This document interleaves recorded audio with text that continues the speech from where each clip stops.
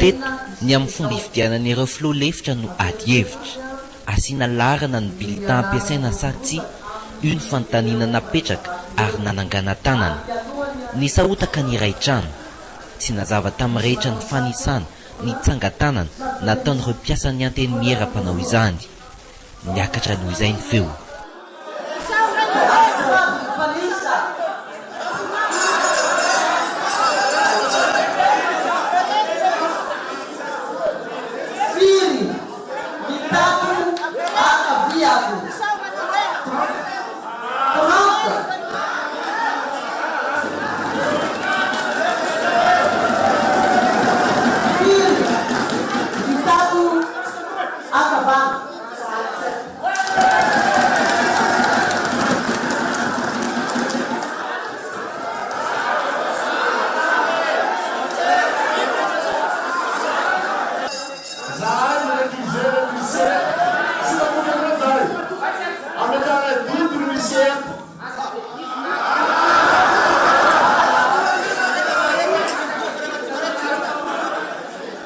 Vokany, tsy maintsy nahato indray aloha ny fivoriana. Fampiatoana faninefany tao anatin'ny tontolo andro. Velona indray ny laklosy, miverina miditra anatin'ny fivoriana ny rehetra. Tsy mbola niova ny amin'ny larana apetaka amin'ny bilita io ihany ny olana. Fanagalantarana klasika ny hoe ekera be sy amin'ny numero natsia dia tsy nanontaniana izay tsy manakevitra. Fa izay nanaiky sy tsy nanaiky any no tonga tsy mifanaraka ny fepetra zany zahay dia mangataka ny annulation en ligne vote natao iny. Ny zavatra angatana madame le président tsika efa hariva efa samy reraka ihany.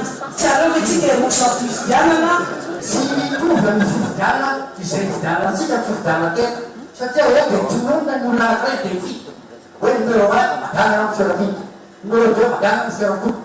Dia fantatra zany tokony tsy gamite zany le olona mato fotoana voatsikriny zavatra. Parienana ny fa miariary izay tsy havana dia zay koa fa mampiaro nareo misy herina satria efa misy réalisation maromaro tonga tsy antso. Enjana ny tsy fifampitokisana ety Tsimbazaza raha ny sary hita tamin'ity andro faharoan'ny fivoriana ity. Nilentika mihitsy ny masoandro tety Tsimbazaza vao nanomboka ny fifidianana ireo filoha-lefitra anampy Andriamatoa Christine Razanamahasoa. Ny filoha-lefitra iandraikitra ny faritany Antananarivo ihany no tsy avy amin'ny Mapara amin'ireo filoha-lefitra enina nofidiana omaly.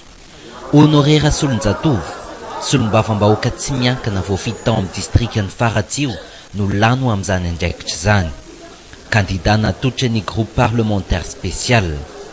Ny ankoatra azy, solombavambahoaka voafidy tamin'ny anaran'ny Mapara avokoa ary kandida natolotra izany vondrona politika izany. Narmam Lucien Irma ho an'ny Thomasina, solombavambahoaka voafidy tao amin'ny distrikany Manoro.